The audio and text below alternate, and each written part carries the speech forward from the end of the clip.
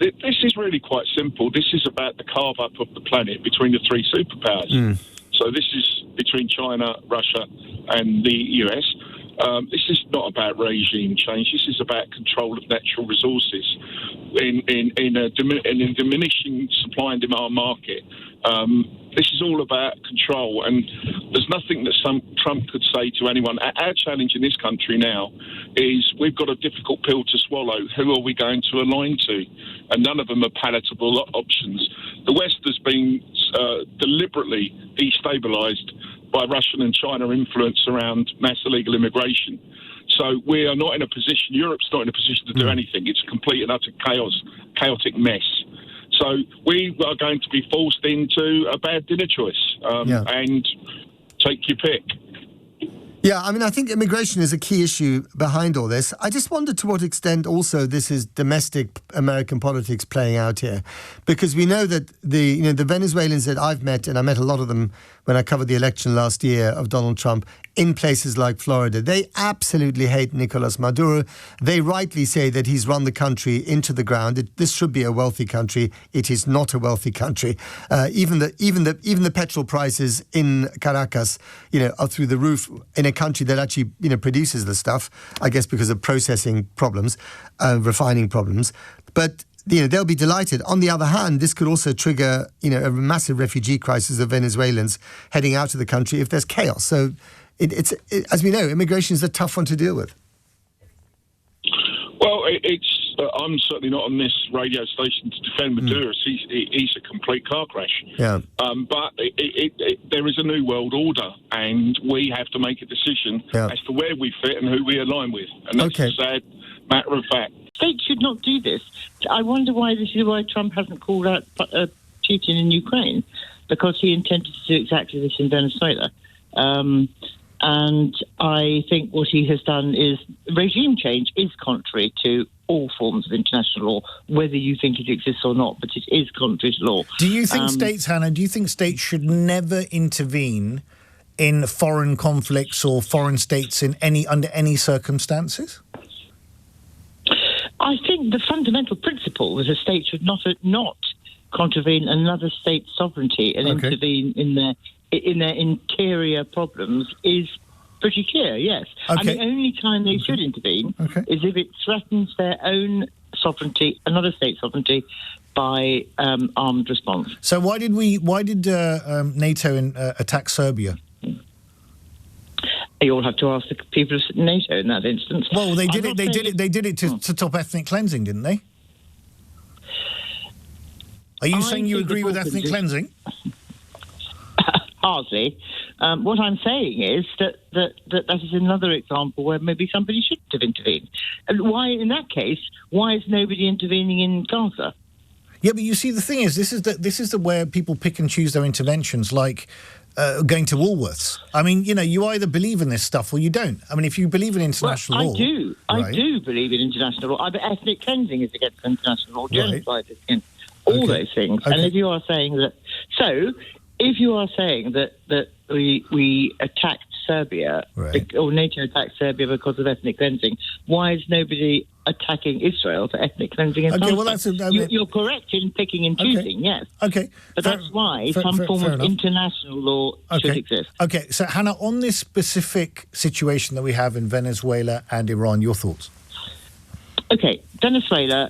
Trump has been after Maduro for a long time. Yes. The fact that he has left all the strongmen in place indicates to me that it is Maduro he's after, not the quote narco-terrorist state. Absolutely, absolutely. I agree with you there. And that, in that case, that is extremely illegal. I mean, that has no never about narco-terrorism, was it, Hannah? I mean, come on, that was a smokescreen, wasn't it? Of course it's a smokescreen.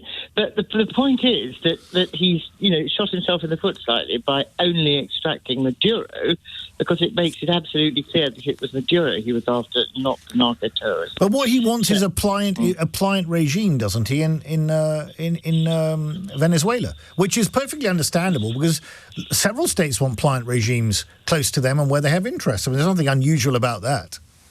Well, they may want them, but that doesn't give them the right to actually change them in their favour. That's the point.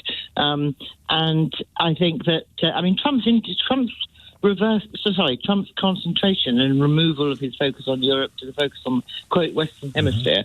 It's worth noting that very quietly in June last year, Greenland became under NORTHCOM and not Eurocom. So NORTHCOM, i.e. Homeland Security in America, now has responsibility for Greenland. Just throwing that out there to see what everybody thinks.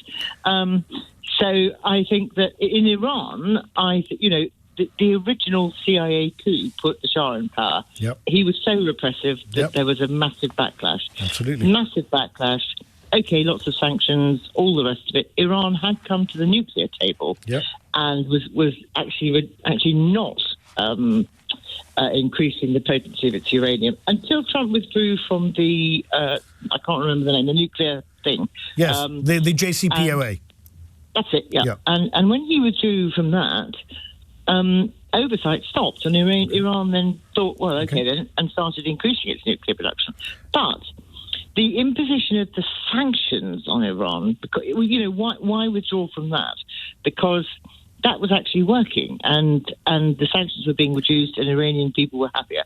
Now they've sanctioned Iran so heavily that people are revolting. Doesn't mean that they want foreign intervention from Trump to change their regime. Well, some are saying they do. Now, that might be people who are pliant and friendly towards the US government. I don't know. But some of the protesters may be welcoming US intervention to have their backs if they rise up and try and overthrow the regime. I don't know. Hannah, very good to speak to you. Thank you. Paul in Gibraltar. Paul, good afternoon. Hello, Ali. Happy New Year to you. Happy New Year to you. Happy New Year.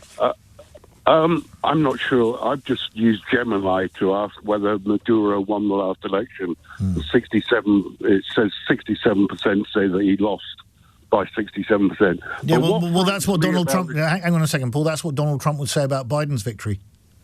Yeah, probably. Yeah, well, exactly. So, yeah. I'm not fixated on that. I'm not sure that Maduro's obviously a bad egg, but I'm not sure that gives Donald Trump the right to chuck him out. But what frightens me about this whole thing is that if Trump can go in for regime change in Venezuela, what does it embolden you to think that he can go in for regime change in Taiwan? Of course it does. Of course it does, Paul. Of course it does. I mean, only this week they've been doing exercises. Yeah, but only this week they've been doing exercises, and people are having a hissy fit and a meltdown over the fact that China's doing exercises and drills, and we know that they want to take Taiwan. It's very, very clear. President Xi's made it absolutely clear. He wants that to be his epitaph.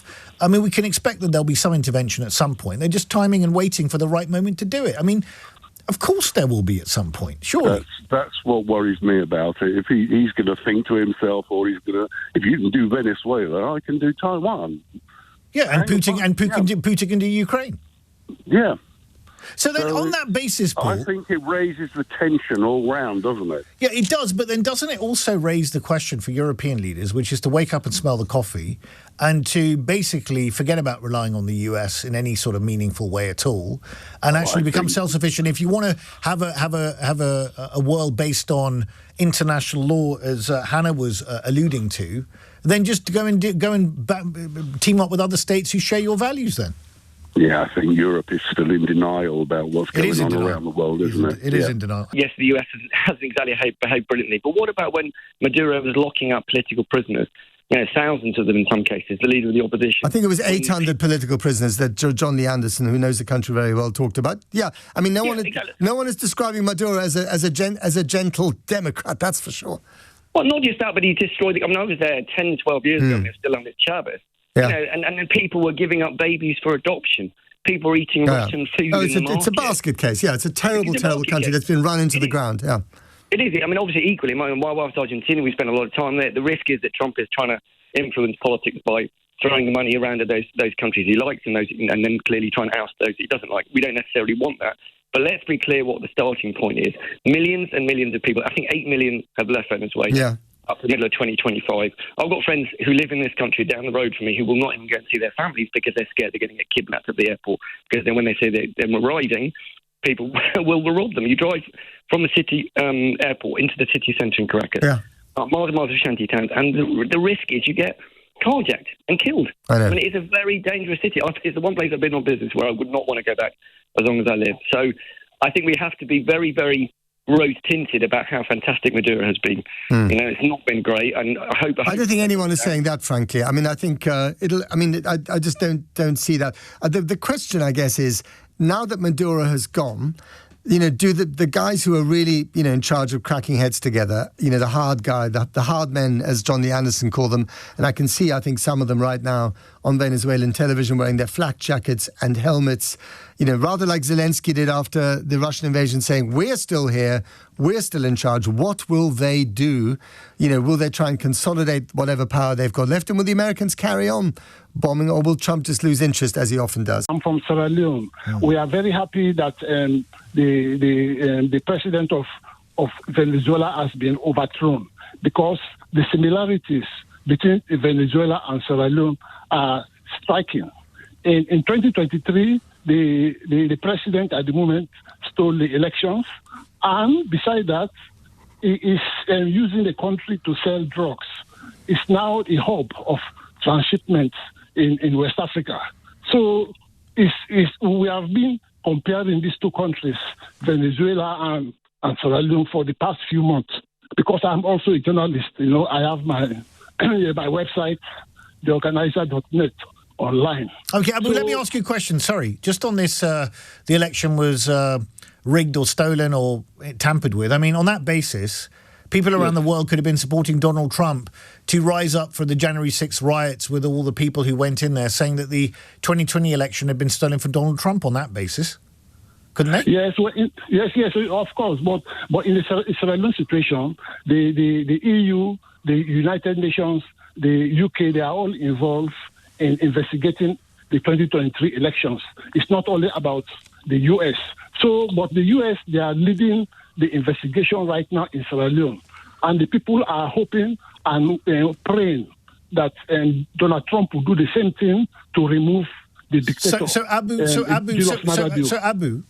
what you're saying is that in any state around the world where there is perceived to be an irregularity in an election and someone is deemed to have come to power in a way that's not entirely above board, you would support US intervention to remove that government. Is that right?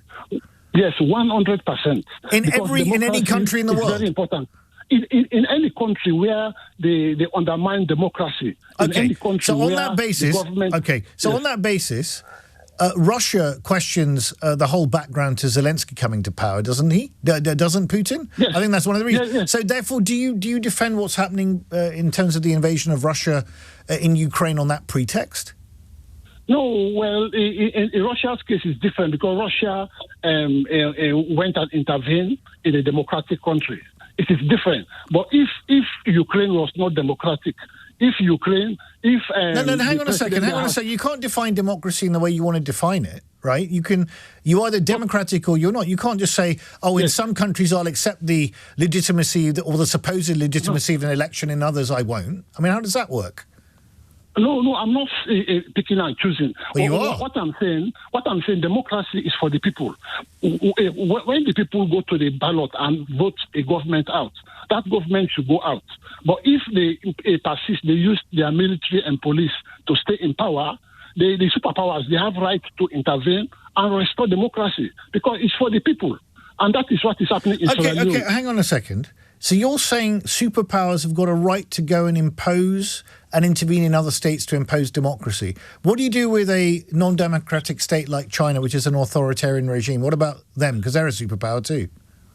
Well, they are a superpower. It's difficult for a country like that to be invaded because they are militarily strong. No, I know, but what about China? What about China going around and wanting to intervene in other countries, including Taiwan potentially?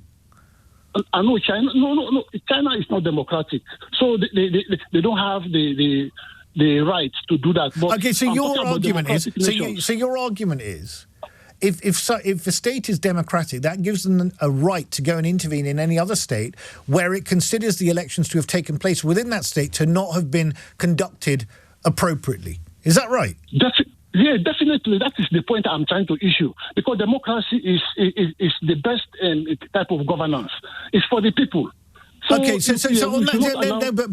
that basis, why should states that are sympathetic to Donald Trump not say, well, let's all rise up and support regime change in the US because Biden stole the 2020 election, which is exactly the argument Trump was making at the time?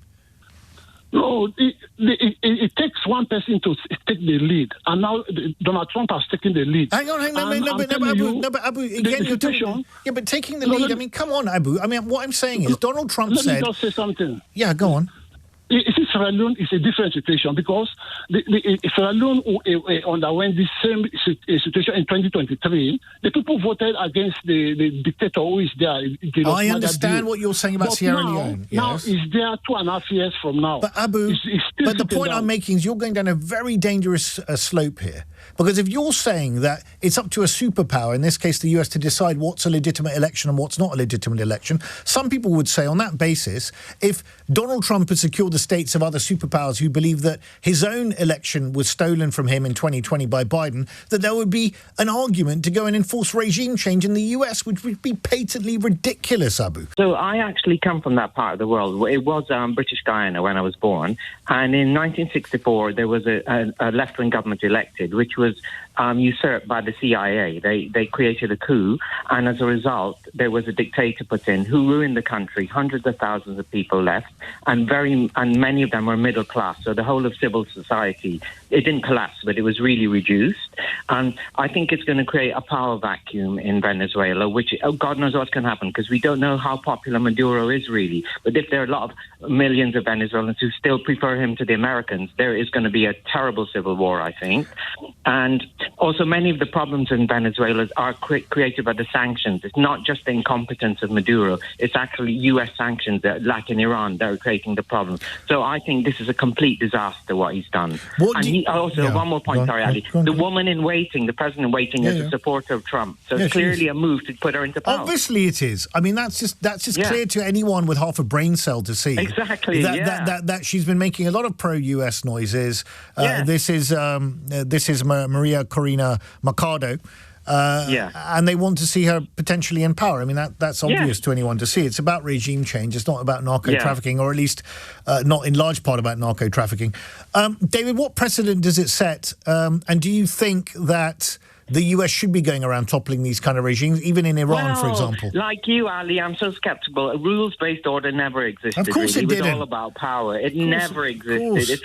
It's completely farcical. So I just think it's gonna give succor to those nefarious forces that want to do things by force. You know, all players like that are going to think, we have a right to do that. But one more point, Ali, the oil reserves. Like you said, Venezuela has great oil reserves, and the US wants to get its hands in them. Definitely, Exxon is going to get their hands in it. And in Guyana, we found oil recently, and they signed an agreement with our government, and they got a great deal, Exxon. So we Guyanese, we lost out because this huge Exxon company, they took more than they should have because I don't have incompetence on our government's part. But the whole situation is appalling for Venezuela and for South America in general. Well, it is, and I think it is about energy. It's about geopolitics as well. It's about the fact that Russia and China have an increasingly close relationship with Venezuela as well. And a large proportion of Venezuelans' oil revenues are deemed and derived from shipments to China.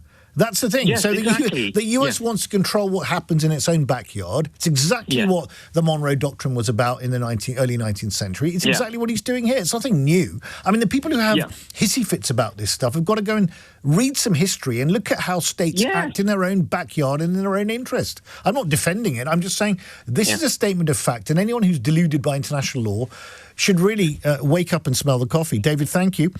Paul in Oswald Whistle in Lancashire. Good afternoon. Oswald Whistle. Good afternoon, Ali. I just wonder what message this actually sends to Vladimir Putin. Yeah. Because if Trump can just walk into Venezuela and take the president out of Venezuela, could Putin not say, well, why can't I just walk into Zelensky's office, get Zelensky, and replace him with one of my henchmen? Well, I mean, it's the law of the jungle if we go along this path, isn't it? Yeah, but the thing is, was it ever anything other than the law of the jungle? I mean, look in the post Cold War period. from the late 80s onwards. You had a period of effectively benign period of a couple of decades where the US was the preeminent global superpower without any rivals, right? The old Francis Fukuyama, end of history, history had ended. Yes, capitalism had triumphed over communism in the Cold War, and you had that period. That period is over. It was moving to being over for some time. China has got its own interests in its own backyard, which expand, quite frankly, down to Africa as well. It is about resources. It is about interests. And that's it's always the way it's been, Paul. It's nothing new. I know it's nothing new, but surely we could get to a point where, I know it's impossible, but where countries actually work together to create a better world for all of us. Sounds very Michael Jackson, Paul. It does. I know, and I know it's not going to happen. I mean, I have a saying that mankind is too incredibly stupid. Well, we have got the EU. We have got the EU, which voters decided to leave back a few years ago. I mean, that was based on that principle. But the EU, frankly, needs a wake-up call at the moment. It does, doesn't it? Yeah. I just hope it settles down and one day we do actually work for a better world for all of us. I don't think there's any sign of it settling down at the moment, quite honestly. Not at all. I mean, you've got China, you've got Russia, you've got Iran, you've got Israel also flexing its muscles in its own backyard, you've got the US doing the same. You've got India also wanting to rise up on the world stage, also being increasingly belligerent, both home and abroad. So I don't think there's any sign. Recipe for war. Yeah, I think war is the new normal, quite frankly. Yep. Sad to say. Paul, appreciate it. Thank you. Nick in Ilford. Nick, Happy New Year. You too, Ali. 2 terms me and you have used a lot as fellow Putin apologists. Yes. Big power politics and spheres of influence. Yep. And this is it in action. Yep. You will not see the Europeans do anything about this. Where are going to be the sanctions on America and where are going to be the arms to Venezuela? People need to wake up and smell the coffee and see what's going on this planet right now. And what do you think the intervention is about, Nick, in Venezuela, and what do you think he's up to in Iran? Right, well, Venezuela is completely and utterly about China. People have spoken today about they've got heavy crude. Heavy crude takes special refining facilities, which China was has been building in the area.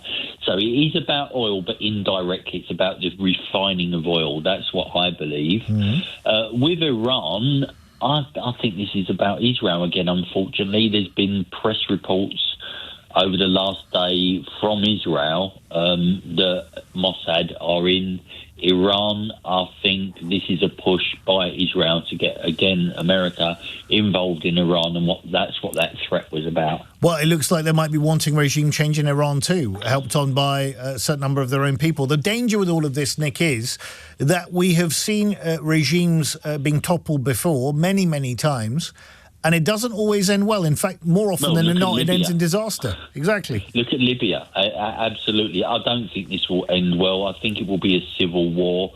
Even if the groups that support Maduro in Venezuela are smaller, they're the armed ones. So it's going to be a big civil war. Thank you very much indeed, Nick. Harry says this in Maidstone. I think this shows that the West are in exactly the same as the East. The US wanting to control their own backyard. It's nothing different than what Russia are doing in Ukraine. People cry about what Russia is doing and then think the US doesn't do the same. This is just the way the world works. Harry, I agree with you.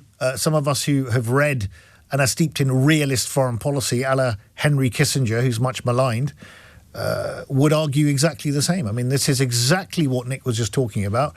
Great power politics, spheres of influence, the balance of power. Don't mess around in my backyard in an unwarranted fashion because I'm the big, great power in the region, and what goes on in my backyard I'm going to control, which is exactly what the US is doing. So everyone who has a hissy fit about the fact that Russia is trying to control its near abroad in Ukraine and, oh, shock horror, he can't invade, oh, NATO's a defensive alliance and blah, blah, blah. Just look at what the US is doing in Venezuela and then come back to me and tell me that Russia is not doing exactly the same, in acting in its own interests in its near abroad to protect what it sees as its nation's self-interest. Tell me that it's not doing exactly the same thing. And if you believe in this high virtuous state of international law, then also tell me why it is absolutely acceptable, in your view, to go and intervene where people are supposedly being persecuted, but it's not okay to intervene in other areas too? I mean, who decides what the West is going to decide now, that there's a level of persecution which justifies an intervention in someone else's country? I mean, come on, be serious. Give me a break. Let it be said, this is not the first time America has invaded a sovereign country. They have been doing that for 200 years. This is pure and simple, blatant state terrorism.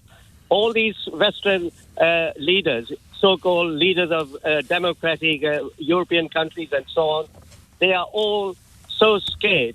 They are wetting their pants and not condemning what... there are only two countries in the world, America and Israel, which are